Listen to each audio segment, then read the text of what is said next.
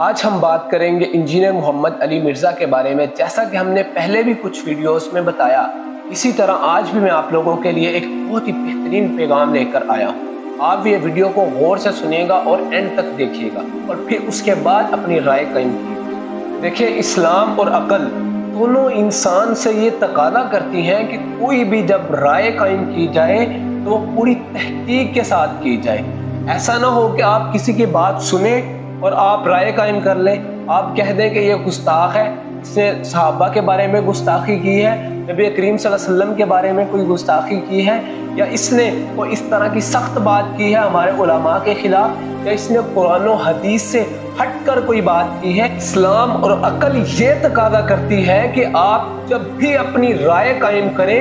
تو آپ اس کے بارے میں پہلے اچھے سے تحقیق کر لیں، اس کے بارے میں جان بھٹک کر لیں کہ وہ قرآن و حدیث سے ہے یا نہیں۔ انسان کو اللہ سبحانہ و تعالیٰ نے ایک عقل دی ہے، ایک شعور دیا ہے۔ انسان اس طرح نہیں ہے کہ کوئی جس طرف چلائے انسان وہی لگ جائے۔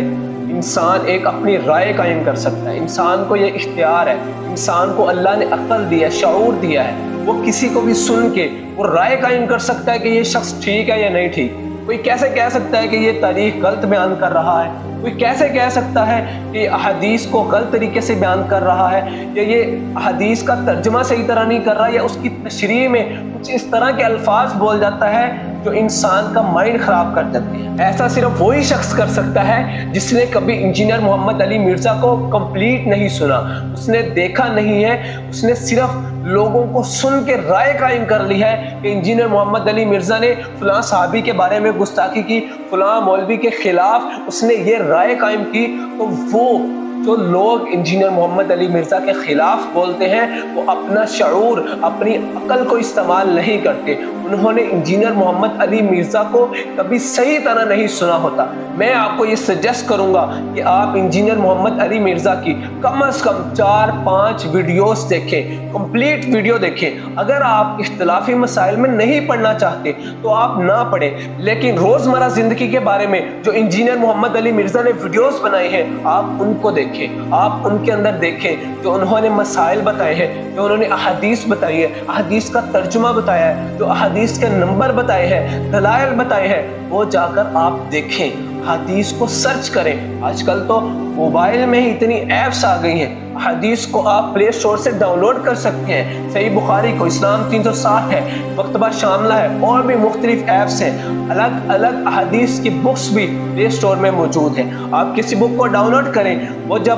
کوئی دلائل بتائیں آپ وہاں جا کے سرچ کریں کیا انہوں نے صحیح کہا، اگر صحیح کہا آپ عمل کر لیں، اگر نہیں صحیح کہا تو اس کے بعد آپ رائے قائم کریں، اپنی رائے قائم کریں کہ یہ انجینئر محمد علی مرزا نے یہ بات ٹھیک نہیں کی۔ میں اس بارے میں ان کے ساتھ اختلاف رکھتا ہوں، لیکن آپ انہیں سنے بغیر یہ رائے کیسے قائم کر سکتے ہیں؟ آپ انسان ہیں،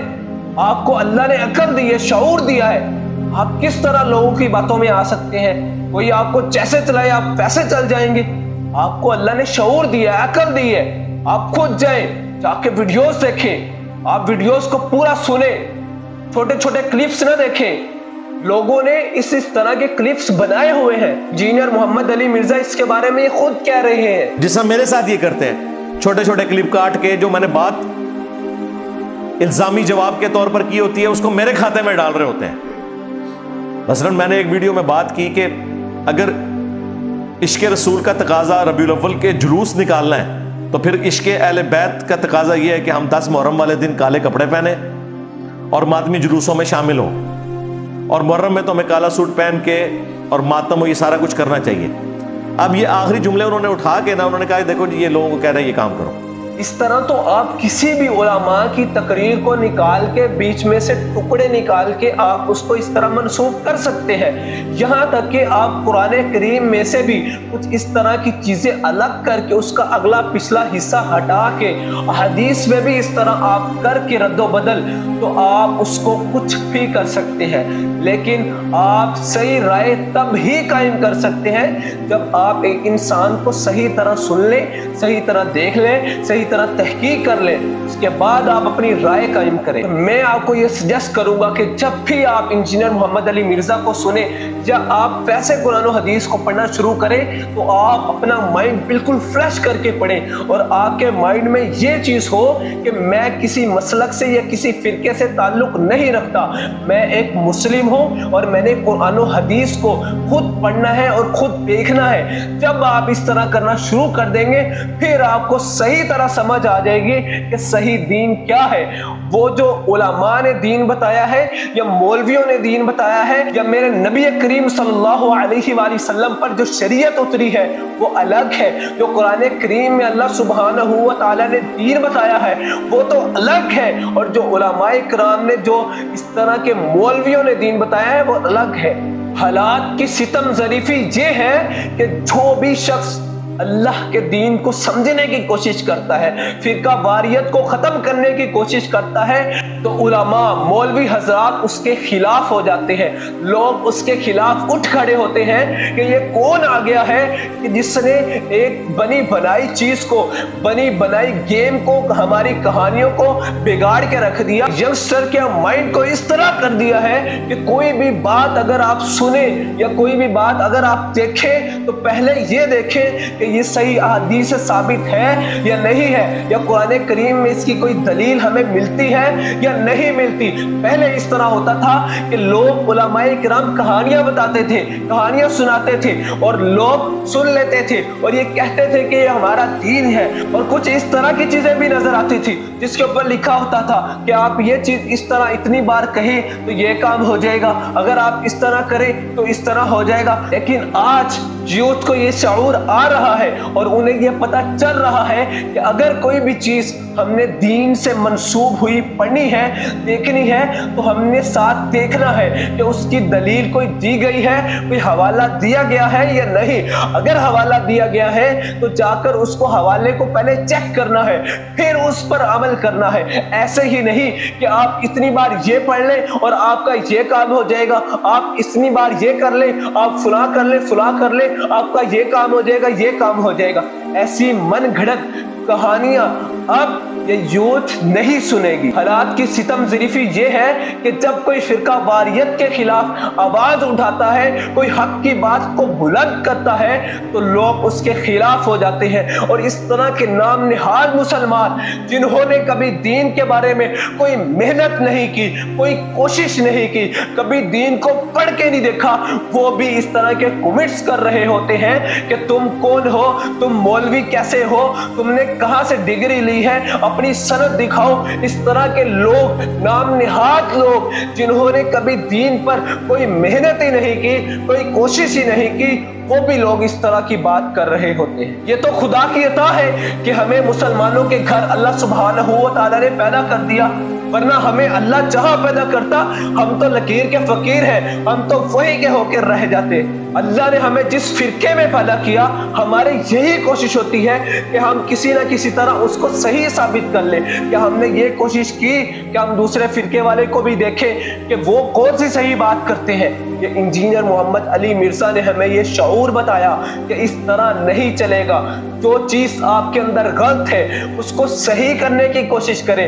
اور جو چیز آپ کو غلط نظر آ رہی ہے, اللہ کے رسول نے بھی فرمایا کہ ایمان کی حالت کو, ایمان کی مٹھاس کو تب تک کوئی مسلمان, کوئی مومن حاصل کر ہی نہیں سکتا جب وہ برائی کو دیکھے, ہاتھ سے نہ روک سکے تو زبان سے روکے, اگر زبان سے بھی نہ روک سکے تو کم از کم اپنے دل سے اسے برا ضرور جانے. آج آپ لوگ مجھے بتائیں